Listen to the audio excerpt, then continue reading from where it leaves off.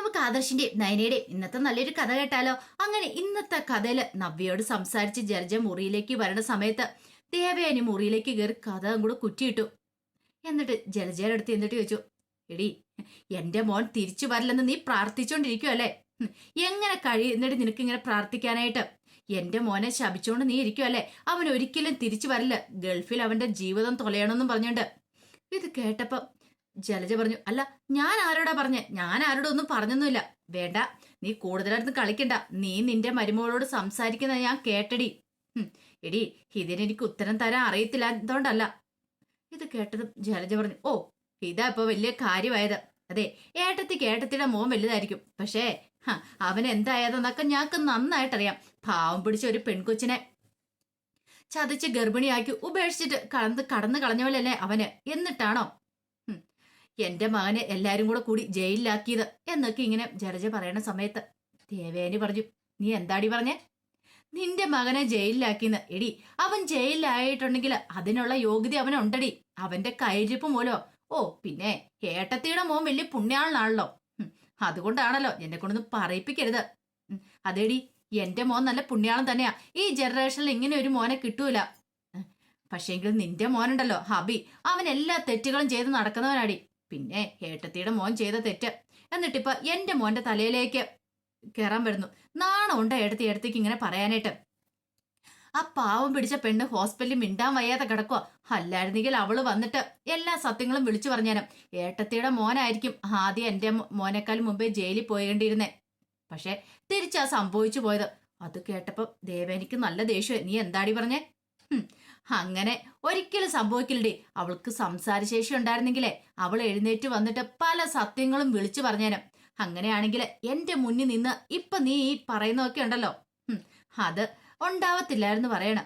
പല സത്യങ്ങളും വിളിച്ചു പറയാനായിട്ട് എന്റെ നാവ് തരിച്ചു വരുന്നുണ്ട്. ഇത് കേട്ടപ്പോ ജലജ പറഞ്ഞു, ഏടത്തി കൂടുതലൊന്നും പറയൊന്നും വേണ്ട. എല്ലാവർക്കും ഇവിടെ സത്യങ്ങളൊക്കെ അറിയാം. ഏടത്തിയുടെ മോനെ വെള്ള പൂശാൻ വേണ്ടി ശ്രമിക്കുമൊന്നും വേണ്ട. അത് കേട്ടതും നല്ല ദേഷ്യം വന്നു ദേവേനിക്ക്. ദേവേനി എന്ന് ജലജയുടെ കഴുത്തിനും കൂടി പിടിച്ചു. എന്താടി നീ പറഞ്ഞേ? നീ എന്താന്നൊക്കെ പറഞ്ഞോണ്ട് സമ്മതല തെറ്റുവല്ല പെരുമാറുവാണ്. ജലജ പറഞ്ഞു, ഏടത്തിക്ക് എന്താ ഭ്രാന്തായോ? അതേടി ഭ്രാന്തായടി. ഏടത്തി വെറുതെ അനാവശ്യമായിട്ട് എന്നെ ദേഹത്ത് കൈവച്ചാണ്ടല്ലോ. എന്നെ തല്ലിയിട്ടുണ്ടെങ്കിൽ ഇനി ഞാൻ തല്ലൂന്ന് പറയണം. തല്ലുവോ നീ എന്നെ? എന്നാ തല്ലടിന്ന് പറഞ്ഞു. ഏട്ടത്തി ഞാൻ നോക്കത്തില്ല. സഹിക്കുന്നതിനും ക്ഷമിക്കുന്നതിനും ഒരു പരിധി ഉണ്ടെന്ന് ജലജ പറയാ. ഓ അങ്ങനെയാണോ? എടി ഇത്രയും നാളും വേണ്ടെന്ന് വെച്ചോണ്ട് മര്യാദക്ക് പോയതാ. പക്ഷെ നീ എന്നെ കൊണ്ടത് പറയിപ്പിച്ചേ അടങ്ങുള്ളൂ. അത് കേട്ടതും ജലജ പറഞ്ഞു, അല്ല ഏട്ടത്തി ഇടയ്ക്ക് പറയാറുണ്ടായിരുന്നല്ലോ അബിയുടെ ഷേപ്പാ ചന്തുമോളക്കെന്നൊക്കെ. അത് എനിക്കറിയാം. അബിയുടെ തലയിലേക്ക് ആ കുറ്റം കെട്ടിവെക്കാൻ ശ്രമിക്കുന്നല്ലേ? എന്തിന് കുറ്റം കെട്ടിവെക്കാൻ ശ്രമിക്കുന്നടി? തെറ്റ് ചെയ്തവൻ അവനല്ലേന്ന് ചോദിക്കുക. എന്താ അടുത്തി പറഞ്ഞേ? അതെ, നീ എന്താ വിചാരിച്ചോണ്ടിരിക്കണേ?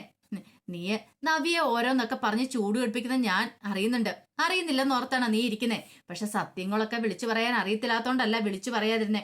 സത്യങ്ങളൊക്കെ അറിഞ്ഞു കഴിഞ്ഞിട്ടുണ്ടെങ്കിൽ നിന്റെ ഈ പറയുന്ന മോനുണ്ടല്ലോ അബി, അവനെ നവിയെ കൊത്തി എരിഞ്ഞു കളയുന്നു പറയണം. എന്തിനാന്നോ ഈ പറയുന്ന ചന്തുമോളുണ്ടല്ലോ, ചന്തുമോള് ആരുടെ മോളാന്നോർത്താ നീ ഇരിക്കുന്നേ? നിന്റെ മോൻ അബിയുണ്ടല്ലോ, അബിയുടെ മോളാന്ന് പറയണം. അത് കേട്ടപ്പോ ജലജ പൊട്ടിച്ചിരിക്കണം. ആഹാ കൊള്ളാം, സൂപ്പറായിട്ടുണ്ട്. ഏട്ടത്തിയുടെ മോനെ വെള്ള പൂശാൻ വേണ്ടിയിട്ട് എന്റെ മോന്റെ തലയിലേക്ക് കുറ്റം കെട്ടി വെക്കും അല്ലേ?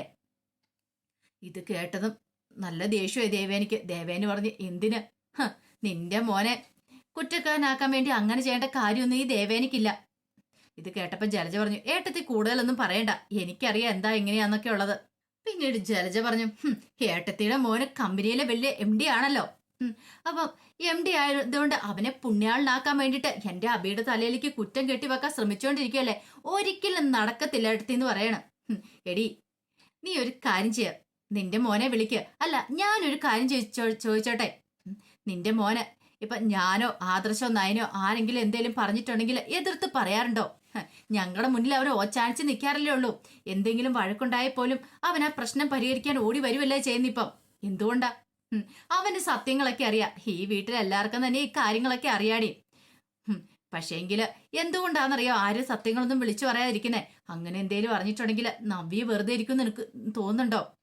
ആ സെക്കൻഡ് തന്നെ നിന്റെ മോനെ അവൾ ഇല്ലാതാക്കും. അത് മാത്രമല്ല പിന്നെ നിനക്ക് നിന്റെ മോനും ഒരു ജീവിതം ഉണ്ടാകാൻ പോകുന്നില്ലടി. പിന്നെ നിങ്ങൾ ഈ വീടിന് പുറത്താണ്. ഇത് കേട്ടതും ഒരു നിമിഷം ഇങ്ങനെ ഒരന്താളിപ്പോട് കൂടിയിട്ട് ജലജ ഇങ്ങനെ നോക്കി നിൽക്കുകയാണ്. അപ്പോഴേക്കും ദേവേനി പറഞ്ഞു, അല്ല നിനക്ക് ഇത്രയ്ക്ക് വലിയ സംശയമുണ്ടെ അവനെ വിളിക്കുക, അവൻ വരട്ടെ, അവൻ വന്ന് പറയട്ടെ. അവന്റെ മോനല്ല ചന്തുമോൾ എന്നുള്ള കാര്യം പറയട്ടെ. അങ്ങനെ പറയുവാണെങ്കിൽ ആ സെക്കൻഡിൽ അവൻ ഈ വീട്ടിൽ നിന്ന് പുറത്താവും. പിന്നെ നാണം ഉണ്ടോടി നിന്റെ മോനെ? ഇത്രയും നാളായി നീ ആ മോളെ ഒന്ന് എടുക്കുവോ ഒന്ന് കൊഞ്ചിക്കോ ഒന്നും ചെയ്യുന്നില്ല. അവന്റെ മോനായിട്ട് കൂടി അവന് സത്യങ്ങളൊക്കെ അറിയാഞ്ഞിട്ട് കൂടി. ഒരു കാര്യം ഞാൻ പറഞ്ഞേക്കാം, വെറുതെ ഇത്രയും നാളും ഞങ്ങളൊന്നും മിണ്ടായിരുന്ന, പക്ഷേങ്കില് ഇനി അങ്ങനെ ആയിരിക്കും എന്ന് കരുതരുത് എന്ന് പറഞ്ഞു. ഇതൊക്കെ കേട്ട് കഴിഞ്ഞപ്പോഴത്തേനും അങ്ങോട്ട് വിശ്വസിക്കാൻ പറ്റുന്നുണ്ടായിരുന്നില്ല ജലജയ്ക്ക്. ജലജ പറഞ്ഞു, ഏട്ടത്തി വെറുതെ പറയണ്ട എന്റെ മോനെ കുറ്റക്കാരനാക്കാനായിട്ട്. എന്തിനാടി നിന്റെ മോനെ കുറ്റക്കാരനാക്കുന്നേ? അതിന്റെ ആവശ്യമൊന്നും ഈ കുടുംബത്തിൽ ആർക്കും ഇല്ലടി. നീ നിന്റെ മോനും ചെയ്ത തെറ്റിനുള്ള ശിക്ഷ അനുഭവിക്കുന്നതൊക്കെ. നിന്റെ മോൻ ജയിലിൽ പോയിട്ടുണ്ടെങ്കിൽ അതിന് തക്കതായ കാരണമുണ്ടടി. അവന് കിട്ടിയതൊക്കെ പോരാഞ്ഞിട്ട് വീണ്ടും വീണ്ടും അവന് ഓരോന്നൊക്കെ ചെയ്ത് ഈ കുടുംബത്തെ നശിപ്പിക്കാൻ വേണ്ടി ശ്രമിച്ചോണ്ടിരിക്കുക. ഇതങ്ങനെ വെറുതെ കണ്ടില്ല കേട്ടില്ലെന്ന് അടിച്ച് മുന്നോട്ട് പോകാൻ പറ്റില്ല. നിന്റെ മോനിട്ടുള്ള പണി അധികം വൈകാതെ തന്നെ കിട്ടും എന്ന് പറഞ്ഞിട്ട് ദേവേനി അങ്ങ് തിരിഞ്ഞു നടക്കുവാണ്. തിരിഞ്ഞു നടക്കുന്ന സമയത്ത് ദേവേനി പെട്ടെന്ന് നിന്നു. ആ സമയത്ത് ജലജ ഒരു അന്താളിപ്പോടെ നിൽക്കുവാണ്. തിരിഞ്ഞ് ജലജയുടെ അടുത്തേക്ക് വീണ്ടും വന്നു. നീ എന്തോ മുമ്പേ പറഞ്ഞല്ലോ, ഞാൻ നിന്നെ അടിച്ചു കഴിഞ്ഞിട്ടുണ്ടെങ്കിൽ നീ എന്നെ തിരിച്ചു തല്ലുമെന്നോ? അങ്ങനെയല്ലേ പറഞ്ഞേ? അന്ന് അത് കണ്ടിട്ട് തന്നെ കാര്യം തല്ലടി എന്നും പറഞ്ഞുകൊണ്ട് ആ നെഞ്ചത്ത് പിടിച്ചങ്ങ് തള്ളുവാണ്. എന്താടി നീ എന്നെ തല്ലുന്നില്ലേ?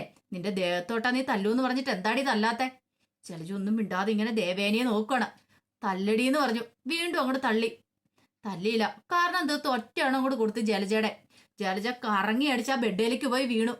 അപ്പോഴേക്കും ദേവേനി എന്ന് കൈ ചൂണ്ടിയിട്ട് പറഞ്ഞു, ഒരു കാര്യം ഞാൻ പറഞ്ഞേക്കാം, മേലാൽ ഇമാതിരി അഭ്യാസമായിട്ട് എൻ്റെ അടുത്തേക്ക് വന്നേക്കരുത്. ഞാൻ പറയുന്നതൊക്കെ അനുസരിച്ച് അടങ്ങി ഒതുങ്ങി കഴിഞ്ഞോണം. എന്റെ അടിമയടി ഇന്നു മുതൽ നീ പറഞ്ഞത് കേട്ടല്ലോ. എന്റെ മുന്നിൽ ആളാവാൻ വന്നാണ്ടല്ലോ, നീ നിന്റെ മകനും പിന്നെ പടിക്ക് പുറത്തായിരിക്കും.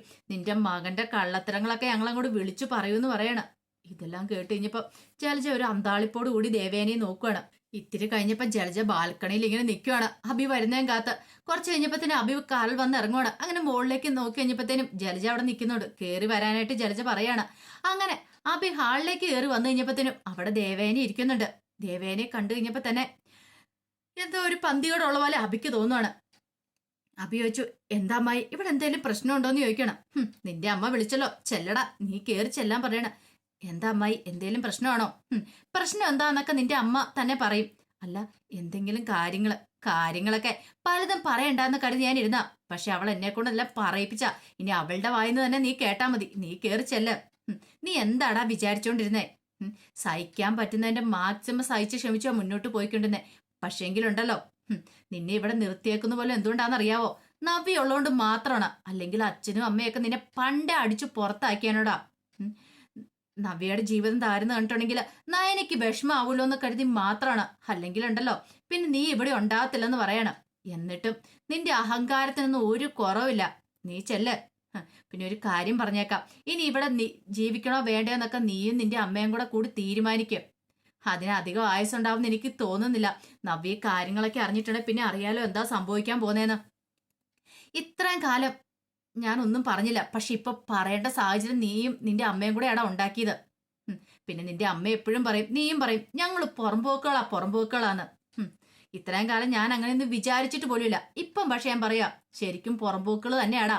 അതങ്ങനെ ആക്കി തീർത്ത നീ നിന്റെ അമ്മയും കൂടെയാന്ന് പറയണം. അഭി ഒരു നിമിഷം ദേവേനെ നോക്കിയിട്ട് അകത്തേക്ക് അങ്ങോട്ട് കയറിപ്പോയി. പിന്നീട് അഭി ജലജയുടെ അടുത്തേക്ക് മുറിയിലേക്ക് കയറി വരുവാണ്. ആ സമയത്ത് ജലജ പോയി കഥയൊക്കെ കുറ്റിയിട്ടു. പിന്നീട് അഭിയുടെ അടുത്തേക്ക് എന്നു. എടാ ഞാൻ കേട്ടതൊക്കെ സത്യമാണോന്ന് ചോദിച്ചു. എന്ത് അമ്മ എന്താ കേട്ടെന്ന് ചോദിക്കണം. എടാ ഏട്ടത്തി എന്നോട് പറഞ്ഞത് കാര്യങ്ങളൊക്കെ സത്യമാണോന്ന്. ഇത് കേട്ടപ്പോ അബിയിൽ ഒരു ഞെട്ടലുണ്ടായി. പെട്ടെന്ന് എന്ത് ചെയ്യുവാണ് ജലജ അബീനെ ആ ഭിത്തിയോട് അങ്ങോട്ട് ചേർത്ത് പിടിച്ചു കഴുത്തിന് പിടിച്ച് ഞെക്കുവാണ്. പിന്നീട് അടിക്കാൻ തുടങ്ങുന്ന സമയത്ത് അബി ചോദിച്ചു, അമ്മ എന്ത് ഭ്രാന്ത അമ്മയെ കാണിക്കണേ? എടാ എന്താ നിനക്ക് മനസ്സിലായില്ലേ? നിന്റെ അമ്മായി ഉണ്ടല്ലോ എന്നോട് ചെയ്ത ഇതാ, മുറിയിലേക്ക് കേറ്റിയിട്ട് കഥ കടച്ചിട്ട് എന്റെ കഴുത്തിന് കുത്തിപ്പിടിച്ച് എന്നെ കൊല്ലാനൊക്കെ നോക്കി. എന്തിനാന്നറിയാവോ? ചന്തുമോള് നിന്റെ മോളാന്നും പറഞ്ഞോണ്ട്. സത്യം പറയടാ, ചന്തുമോള് ആദർശിന്റെ ആണോ അതോ നിന്റെ ആണോന്ന് ചോദിക്കാ. അമ്മേ അത് പിന്നെ ഞാനെന്നൊക്കെ പറയണം. സത്യം പറഞ്ഞു, അതാ നിനക്ക് നല്ലതെന്ന് പറഞ്ഞു. ഇത് കേട്ടപ്പോ അബിക്ക് എന്ത് ചെയ്യണമെന്ന് അറിയില്ല. അബി ആകെപ്പാടെ പരിങ്ങലായി. പെട്ടെന്ന് അബി പറഞ്ഞു, അമ്മയോട് ഞാൻ പറഞ്ഞല്ലേ അമ്മായിയോട് വെറുതെ പ്രശ്നങ്ങളൊന്നും ഉണ്ടാക്കാൻ പോവല്ലെന്ന്. അമ്മ എന്തു പരിപാടിയാ കാണിച്ചേ? അത് കേട്ടുകഴിഞ്ഞപ്പോ ജലജയുടെ കണ്ണൊക്കെ നിറഞ്ഞു വന്നു. ജലജ പറഞ്ഞു, ഓഹോ, അപ്പം ഏട്ടത്തി പറഞ്ഞൊക്കെ സത്യമാണോടാ? നിന്റെ നാവിൽ നിന്ന് തന്നെ എനിക്കിത് കേൾക്കണം. കാരണം ഇല്ലെന്ന് നീ പറയുവാണെങ്കിൽ എന്റെ കവളത്ത് ഏട്ടത്തി തന്ന ഈ പാടുണ്ടല്ലോ, നോക്ക്, ഈ പാട് അതേപടി ഞാൻ തിരിച്ചു കൊടുക്കാനിട്ട് പോവുക. രണ്ടിലൊന്ന് എനിക്ക് അറിയണമെന്ന് പറയണം ഇപ്പോഴും. അത് പിന്നെ അമ്മേ ഞാന്. ഇത് കേട്ട് കഴിഞ്ഞപ്പോഴത്തേനും ജലജയ്ക്ക് മനസ്സിലായി. ജലജ പറഞ്ഞു, ഓഹോ, അപ്പൊ നിനക്ക് ഉത്തരം മുട്ടിയില്ലല്ലേ? ഉത്തരം മുട്ടിയല്ലേ? ഇപ്പൊ കാര്യങ്ങളൊക്കെ മനസ്സിലായടാ. നീ പറയാൻ വൈകുന്ന എന്താന്ന്. ചന്തുമോള് നിന്റെ കുട്ടി അല്ലേടാ, അതുകൊണ്ടല്ലടാ എന്ന് പറഞ്ഞുകൊണ്ട് അവനെ പിടിച്ചങ്ങ് തള്ളി വിടുവാണ്. അവനാ കട്ടിലേക്ക് പോയി വീണു. എടാ, എന്നിട്ട് ഇത്രയും കാലം നീ കള്ളത്തരം പറയുമായിരുന്നു അല്ലേന്ന് ചോദിച്ചുകൊണ്ട് അടിക്കാനൊക്കെ ചെന്നു. ആ സമയം അഭി പറഞ്ഞു, അമ്മേ പ്ലീസ് അമ്മേ, എനിക്കൊരു അബദ്ധം പറ്റിയതാ. അബദ്ധോ? എടാ എന്ന് പറഞ്ഞുകൊണ്ട് ദേഷ്യപ്പെട്ട് ഇങ്ങനെ അവനെ നോക്കുവാണ്. എന്നിട്ട് പറഞ്ഞു, എങ്ങനെ തോന്നിയടാ നിനക്കിത്? ഇത്രയും കാലം നീ ആദർശനെ കുറ്റപ്പെടുത്തിക്കൊണ്ടിരിക്കുവായിരുന്നല്ലോ. ഈ സത്യങ്ങളൊക്കെ നവ്യ അറിഞ്ഞിട്ടുണ്ടെങ്കിൽ പിന്നെ നമ്മൾ രണ്ടും ഈ വീട്ടിലില്ല, നമ്മൾ രണ്ടും അപ്പൊ പുറത്താവൂന്ന് പറയണം. അമ്മേ അത് പിന്നെ എനിക്ക് എന്ത് ചെയ്യണമെന്ന് അറിയത്തുണ്ടായിരുന്നില്ല. ഒരബദ്ധം പറ്റിയതാ. എടാ, നിനക്ക് പല അബദ്ധങ്ങളും പറ്റാറുണ്ടോ, ഒരബദ്ധം അല്ലല്ലോ. ഇതിനു മുമ്പ് നീ അതെല്ലാം തേച്ചു മായ്ച്ചു കളഞ്ഞില്ലേ, പിന്നെ എങ്ങനെയാടാ ഇത്? അത് പിന്നെ അമ്മേ, ഇത് അവള് ഗൾഫിന് പോയായിരുന്നു. അവിടെ വെച്ച് അവൾക്കൊരു മാരകമായ അസുഖം പിടിപെട്ടു. അതിനുശേഷമാണ് അവള് കുഞ്ഞിനെയും കൊണ്ട് ഇങ്ങോട്ട് പോന്നെ. അല്ലെങ്കിൽ വരത്തില്ലായിരുന്നു. പക്ഷെ ഇവിടെ വെച്ച് അവളെ ഞാൻ ഫിനിഷ് ചെയ്യാൻ നോക്കിയത് അമ്മേ, പണി പാളിപ്പോയി. അതുകൊണ്ടാണ് ഇങ്ങനെ എല്ലാവരും അറിഞ്ഞത്. അല്ലായിരുന്നു ഞാൻ അറിയത്തില്ലായിരുന്നു. ഒരു കാര്യം ഞാൻ പറഞ്ഞേക്കാം, ഇതൊക്കെ പുറത്തറിഞ്ഞിട്ടുണ്ട് പിന്നെ അറിയാലോ നമ്മുടെ ജീവിതം എങ്ങനെയായിരിക്കുന്നു. ഇനിയിപ്പോ എന്ത് ചെയ്യണമെന്ന് എനിക്കറിയില്ല. ഏട്ടത്തിയുടെ മുന്നിൽ എനിക്കൊരു വോയിസും ഇല്ല. അമ്മ വഴക്കിനും പ്രശ്നത്തിനൊന്നും പോവല്ലേ. എങ്ങനെ പോവാനടാ? ആദർശ് തെറ്റൊന്നും ചെയ്തിട്ടില്ലോ. ഇനി അവനെ കളിയാക്കാനും പറ്റില്ലല്ലോ. നീ ചെയ്ത തെറ്റ് എനിക്ക് ചിന്തിക്കാൻ പോലും പറ്റുന്നില്ല. അതും പറഞ്ഞ് ജലജ ആകെപ്പാടെ ടെൻഷനായിപ്പോയി. ജലജ പോയി ആ ബെഡിലേക്ക് ഇരുന്നു. എന്നിട്ട് പറഞ്ഞു, ഇനിയിപ്പോ എന്ത് ചെയ്യാനാ? കിടക്കാനൊരു സ്ഥലം വേണമല്ലോ. ഇനിയിപ്പോ എന്റെ ഏട്ടത്തി പറയുന്ന പോലെ അനുസരിച്ചല്ലേ മതിയാവുള്ളൂ. ഏട്ടത്തിയുടെ അടിമയായിട്ട് ഇവിടെ തുടരാനല്ലേ പറ്റുള്ളൂ. ഇത് കേട്ടപ്പോ അഭി പറഞ്ഞു, അമ്മേ എങ്ങനെയെങ്കിലും നവ്യ അറിയാതെ. അതേടാ, നവ്യ അറിഞ്ഞാ തീർന്നു. നിന്നെ അവള് കൊന്നു കളയുന്നുള്ള 100% ഉറപ്പാ. കൊന്നില്ലെങ്കിൽ ഞാനും നീയൊക്കെ പുറത്താ. അറിയാലോ പിന്നെ എന്താ. എന്നെ കൂടെ കൂടുതലൊന്നും പറയിപ്പിക്കരുതെന്നും പറഞ്ഞുകൊണ്ട് ആകെപ്പാടെ സങ്കടപ്പെട്ട് കരഞ്ഞുകൊണ്ട് അവിടെ ജലജി ഇരിക്കുക. ഇതേ സമയം ഗൾഫിലുള്ള ജ്വല്ലറിയിലെ സ്റ്റാഫുകൾ തമ്മിൽ സംസാരിക്കുകയാണ്. എങ്ങനെ ആദർശനെ കുറിച്ചുള്ള കാര്യങ്ങളൊക്കെ മൂർത്തി മുത്തച്ഛനോട് പറയുന്നു. അല്ല, ഇടയ്ക്ക് ജയൻ സാറ് പറഞ്ഞിട്ടുണ്ടായിരുന്നു മൂർത്തി സാറിന് എന്തൊക്കെയോ പ്രശ്നങ്ങളുണ്ട്, അതുകൊണ്ടാണ് ഇങ്ങോട്ടേക്ക് വരാത്തേന്ന്. അതുകൊണ്ട് ഒരു കാര്യം ചെയ്യാം, ഇപ്പൊ തൽക്കാലത്തേക്ക് മൂർത്തി സാറിനോട് ഈ കാര്യങ്ങളൊന്നും പറയണ്ട. നമുക്ക് ജയൻ സാറിനെ വിളിച്ച് പറയാം. അത് ശരിയാ. ഈ കാര്യങ്ങളൊക്കെ അറിഞ്ഞിട്ടുണ്ടെങ്കിൽ ഇങ്ങനെയാന്ന് അറിയത്തില്ല. പിന്നെ എല്ലാ പ്രശ്നങ്ങളും പെട്ടെന്ന് തന്നെ സോൾവ് ചെയ്യണം, അറിയാലോ. അങ്ങനെയൊക്കെ പറഞ്ഞ് അവർ ചില തീരുമാനങ്ങളൊക്കെ എടുക്കുന്നുണ്ട്. ആ സമയത്ത് അബിയെ ഗൾഫിലുള്ള ഒരുത്തൻ വിളിക്കുകയാണ്. അപ്പം അവനാണ് ഇടയ്ക്ക് അബിയെ വിളിച്ച് കാര്യങ്ങളൊക്കെ പറഞ്ഞുകൊണ്ടിരിക്കുന്നത്. വിളിച്ചിട്ട് പറഞ്ഞു, ഇങ്ങോട്ടേക്ക് ചോദ്യങ്ങളൊന്നും വേണ്ട, പറയുന്നത് കേട്ടാ മതി. ആദർശ് ജയിലിലായെന്ന് പറയുകയാണ്. ഇത് കേട്ടപ്പോ ഭയങ്കര സന്തോഷം അബിക്ക്. അബി അവിടെ നിന്ന് പൊട്ടിച്ചിരിക്കുക. പിന്നീട് ആ സന്തോഷം പറയാൻ വേണ്ടിയിട്ട് നേരെ അനാമികയുടെ വീട്ടിലേക്ക് വന്നു. അനാമികയുടെ വീട്ടിൽ ചെന്ന് അനാമികയോടും വേണുവിന്റെ രേവതിയോടൊക്കെ കാര്യങ്ങൾ സംസാരിക്കുകയാണ്. ആ സമയം വേണു ഒക്കെ ചിരിക്കുവാണ്, പൊട്ടിച്ചിരിക്കുവാണ്. വേണു പറഞ്ഞു, ഒടുവില് നമ്മൾ ഉദ്ദേശിച്ച പോലെ തന്നെ കാര്യങ്ങളൊക്കെ കരക്കടുപ്പിച്ചല്ലേ? അതെയോന്നോ? ഞാനും എന്റെ അമ്മയൊക്കെ ചെറിയൊരു തകർച്ചയുടെ വക്കിലായിരുന്നു. ആ സമയത്ത് ഇങ്ങനൊരു കഥ കേട്ടിരിക്കുന്നേ. ഇത് കേട്ടതും രേവതി പറഞ്ഞു, അല്ല ഇനിയിപ്പൊ കൊച്ചുമോന് ജയിലിലാന്ന് അറിഞ്ഞു കഴിയുമ്പത്തേനും മൂർത്തിക്ക് ഇവിടെ ഇരിക്കപ്പുറതി ഉണ്ടായിരിക്കത്തില്ലല്ലേ? അല്ല, മൂർത്തിക്ക് ഇനി ഒന്നും ചെയ്യാൻ പറ്റില്ല രേവതി. ഗൾഫിലെ ജയിലല്ലേ, അവിടുത്തെ നിയമങ്ങളും കാര്യങ്ങളൊക്കെ അറിയാലോ. ആദർശന് അങ്ങനെ പെട്ടെന്നൊന്നും പുറത്തിറങ്ങാൻ പറ്റില്ല എന്ന് പറഞ്ഞു. ഹബി പറഞ്ഞു, എന്നെ ജയിലിലാക്കാനായിട്ട് മുന്നിട്ട് നിന്നവളല്ലേ ഈ പറയുന്ന നയനെ നന്ദു ആദർശൊക്കെ. അവർക്കിട്ടുള്ള പണിയാ കൊടുത്തിരിക്കണേ. അപ്പോഴേക്ക് വേണു പറഞ്ഞു, അല്ല നിന്നെ ആരാടാ ഗൾഫിൽ സഹായിക്കാനായിട്ടിരിക്കണേ? അതൊക്കെ ഉണ്ട്. തൽക്കാലത്തേക്ക് അങ്കിൾ അതിനെക്കുറിച്ചൊന്നും ചിന്തിക്കേണ്ടെന്ന് പറയാ. അത് കേട്ടതും വേണു പറഞ്ഞു, ശരി, എങ്ങനെയാണെങ്കിലും എനിക്ക് പ്രശ്നമില്ല. എന്നെ എന്റെ മോളെയൊക്കെ അടിച്ചിറക്കിയത് ആ മൂർത്തി അവിടുന്ന്. അന്ന് ഞാൻ വിചാരിച്ച ചില കാര്യങ്ങളൊക്കെ ഒരു പണി കൊടുക്കണമെന്ന്. ഇത് കേട്ടതും അഭി പറഞ്ഞു, എന്നാ ശരി, ഞാൻ വീട്ടിലേക്ക് ചെല്ലട്ടെ. അമ്മയ്ക്ക് ചെറിയ വിഷമങ്ങളും കാര്യങ്ങളൊക്കെ ഉണ്ട്, അതൊക്കെ ഒന്ന് മാറ്റി കൊടുക്കണം. അതുകൊണ്ട് ഇപ്പൊ തൽക്കാലത്തേക്ക് പോവാ, നമുക്കൊന്ന് ആഘോഷിക്കണ്ടേന്ന് ചോദിച്ചു. അനാമി പറഞ്ഞു, വേണം വേണം, നന്നായിട്ട് ആഘോഷിക്കണമെന്ന് പറയണം. വേണു പറഞ്ഞു, എന്റെ മോളെ ഈ പരുവത്തിനാക്കി വിട്ടതാ. അപ്പൊ അവിടെ ഒരുത്തിന് സൂചിച്ച് ജീവിക്കണ്ട, ഒരുത്തിന് സന്തോഷിക്കണ്ട. എന്റെ മോൾക്ക് കിട്ടാത്ത ജീവിതം അവിടെ ഒരുത്തിക്കും വേണ്ട. ഇത് കേട്ടപ്പോ രേവതി പറഞ്ഞു, അല്ല ഇതൊക്കെ അറിഞ്ഞു കഴിയുമ്പത്തേനും ആ നയനെന്ന് പറയുന്ന അവളുടെ വയറ്റുള്ള കുഞ്ഞു പോവായിരിക്കൂലേ? അതിനെന്താഴീ സംശയം? ഉറപ്പായിട്ടും പോകുമെന്ന് പറഞ്ഞിട്ട് അവരങ്ങനെ സന്തോഷിക്കുകയാണ്. അപ്പൊ അതിന്റെ വിശേഷങ്ങളൊക്കെയാ നമ്മളിന്ന് കാണുന്നത്. ഇതിന്റെ ബാക്കി വിശേഷങ്ങളുമായിട്ട് വൈകുന്നേരത്തെ പ്രമോയി വരാട്ടോ. ഒരിക്കൽ കൂടി എല്ലാവർക്കും ശുഭദിനം നേർന്നുകൊണ്ട് നിർത്തുന്നു. നന്ദി.